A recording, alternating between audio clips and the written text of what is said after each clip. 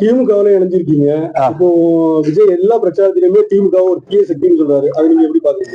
இல்ல, அவர் தீய சக்தின்னு சொல்லலாம். என்ன பொறுத்தவரை அவரு தான் ஒரு தீய சக்தி. ஏன்னா அவர் கூட இருந்தவங்களே யாருமே அவர் கண்டுக்கல. அவர் பெற்ற தந்தையை கவனிக்கல, அம்மாவை கவனிக்கல, கூட இருந்த உறவினர்களை கவனிக்கல.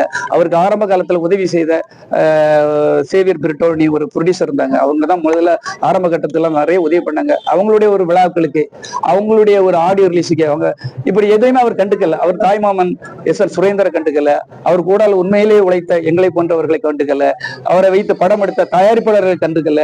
யாரு தீய சக்தின்னு நீங்க தான் சொல்லணும். அதாவது ஒரு பெண், இன்னைக்கு இவ்வளவு நேரம் அதான் சொன்னேன், பெண்கள் இன்னைக்கு வெளியே வரதே கஷ்டம். ஒரு பெண் வெளியே வந்து ஏதோ ஒரு பிரச்சனையை தீக்கணும்னே ஒரு அஜிதாங்கிற பெண் அவர் வீட்டு முன்ன நின்று அந்த காரை மறைக்கிறாங்க, மறைச்சு ஏதோ ஒண்ணு சொல்ல வராங்க. ஆனா பாருங்க, அவ்வளோத்தையும் பவுன்சரை வச்சு வெளியே தள்ளி, அராஜகம் அதுதான், அவ்வளோத்தையும் வெளியே தள்ளிட்டு அந்த பெண்ணை நடுரோட்டில் விட்டு போற மாதிரி போறாங்க. 15 வருஷமா அவருக்காக உழைத்த ஒரு பெண்ணை கூட ஒரு 2 நிமிஷம் அதுல இறங்கி நின்று பேச முடியாதா?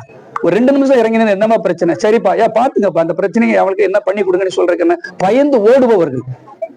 பின்னால அந்த பக்கம் பாத்தீங்கன்னா, பின்னால மங்கட்டேரி சைடு ஓடுறான் அதனுடைய மாநில செயலாளர் குஷி ஆனந்த். இவர்கள் தான் தீய சக்தி. இவர்கள் என்ன பண்ணிவிடுவாங்க நம்ம நாட்டுக்கு?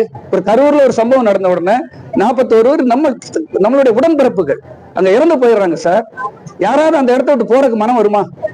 எந்த போனாங்களே தெரியாது. அது விஜய் மட்டும் இல்ல, குஷி ஆனந்த், ஆதவ் அர்ஜுனா, நிர்மல் குமார் எல்லாருமே ஊரை விட்டு எங்கேயோ போடுறாங்க, ஓடுறாங்க. நீ ஒரு விழாவுக்கு கூட்டிட்டு வந்து நீ அந்த மக்களுக்கு அவ்வளவு அந்த தாமதப்படுத்திக்கிட்டு 12 மணிக்கு வாரன்னு சொல்லிட்டு 7 மணிக்கு வந்து தாமதப்படுத்தி அந்த பிரச்சனைக்கே காரணமாக இருந்துட்டு அந்த உயிரிழப்புக்கு பிறகு அந்த இறந்தவங்க அங்க கூட இருக்கணும் இல்லையா? ஆனா நீங்க தான் விட்டுட்டு போனீங்க. நீங்க தான் ஒரு தீய சக்தி என்பது என்னுடைய